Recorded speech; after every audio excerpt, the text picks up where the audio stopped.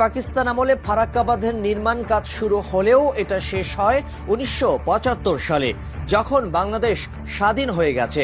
1974 সালে বাংলাদেশ ও ভারতের প্রধানমন্ত্রী এক বৈঠকে একমত হন যে গ্রীষ্মকালে যখন নদীতে পানি কম থাকে সে সময় দুই দেশের মধ্যে পানি বন্টন বিষয়ে একটি চুক্তি না হওয়া পর্যন্ত ফারাক্কা বাঁধ চালু করা হবে না। কিন্তু 1975 সালের শুরুতে ভারত বাংলাদেশকে জানায় যে ফারাক্কা বাঁধের ফিডার ক্যানেল পরীক্ষা করতে হবে, তাই বাংলাদেশ যেন সে বছরের 21শে এপ্রিল থেকে মাত্র 10 দিনের জন্য পরীক্ষামূলকভাবে বাঁধটি চালু করার অনুমতি দেয়।